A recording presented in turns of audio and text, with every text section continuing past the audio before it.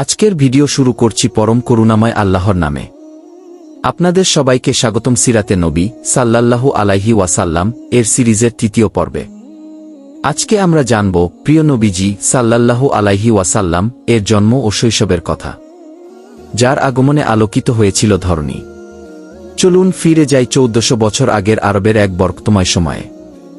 নবীজি সাল্লাল্লাহু আলাইহি ওয়াসাল্লাম মা আমেনা রাদিয়াল্লাহু আনহা গর্ভে থাকা অবস্থায় অলৌকিক ঘটনা। ইসলামী সিরাত গ্রন্থে বর্ণনায় আছে, নবীজির মা আমিনা রাদিয়াল্লাহু আনহা একবার স্বপ্ন দেখেন যে এক উজ্জ্বল আলো উনার শরীর থেকে ছড়িয়ে পড়ছে, যা পুরো আরব অঞ্চলে আলো ছড়িয়ে দেয়।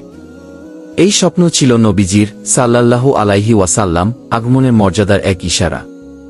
যখন হযরত আমিনা রাদিয়াল্লাহু আনহা নবীজিকে গর্ভে ধারণ করেছিলেন, তখন তিনি কোনো কূপে পানি তুলতে গেলে বালতিও ফেলার প্রয়োজন হতো না। আল্লাহর হুকুমে কূপের পানি নিজে থেকেই উপরে উঠে আসত। পানি এমনভাবে উঠে আসত যেন জানিয়ে দিত এ গর্ভে এক মহান রহমত বিরাজ করছে। নবীজির জন্মের সময় অলৌকিক ঘটনা। নবীজি 570 খ্রিস্টাব্দে মক্কায় জন্মগ্রহণ করেন। এই বছরটি ইতিহাসে আমুল ফিল অর্থাৎ হাতির বছর নামে পরিচিত, কারণ ওই বছরই ইয়েমেনের শাসক আব্রাহা বিশাল এক হাতির বাহিনী নিয়ে কাবা ধ্বংস করতে মক্কায় এসেছিল। কিন্তু আল্লাহ তাআলা ছোট ছোট পাখির মাধ্যমে তাদের ধ্বংস করে দেন। কুরআনে আল্লাহ বলেন, তুমি কি দেখনি কাবা ঘর ধ্বংসের জন্য আগত হাতিওয়ালাদের সঙ্গে তোমার প্রতিপালক কিরূপ ব্যবহার করেছিলেন? সূরা ফিল আয়াত 1। অর্থাৎ আল্লাহ তাআলা কাবাকে রক্ষা করেছিলেন ছোট ছোট পাখির মাধ্যমে, যারা পাথরের বৃষ্টি বর্ষণ করে হাতির বাহিনী ধ্বংস করে দেয়।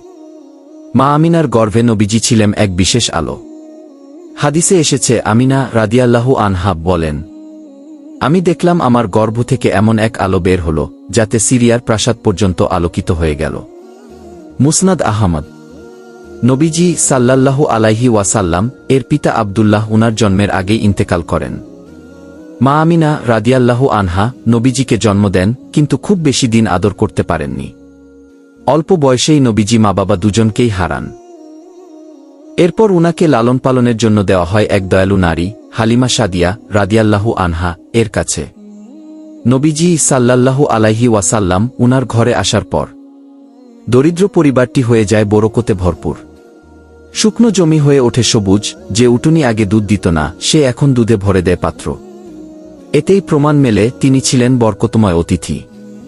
হালিমা সাদিয়া বলেন, আমার ঘরে এমন বরকত এলো যা আগে কখনো দেখিনি। শৈশবে তিনি কখনো মিথ্যা বলেননি, কখনো কারো ক্ষতি করেননি। ছোটরাও ভালোবাসত উনাকে, বড়রাও বিশ্বাস করত। তাই উনার নাম রাখা হয় আলামিন অর্থাৎ বিশ্বস্ত, আর আস্বাদিক অর্থাৎ সত্যবাদী। কুরআনে আল্লাহ বলেন, নিশ্চয়ই তুমি এক মহৎ চরিত্রের অধিকারী। সূরা আল কলম আয়াত 4।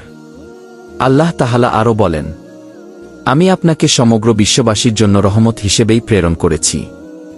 সূরা আল আম্বিয়া আয়াত 107। আল্লাহুম্মা সাল্লি ও সাল্লিম আলা নাবিয়ানা মুহাম্মদ। আসুন উনার জীবনের আলো দিয়ে আমরা নিজেদের জীবন উজ্জ্বল করি।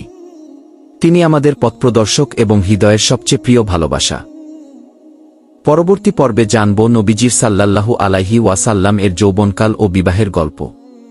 ধন্যবাদ সবাইকে।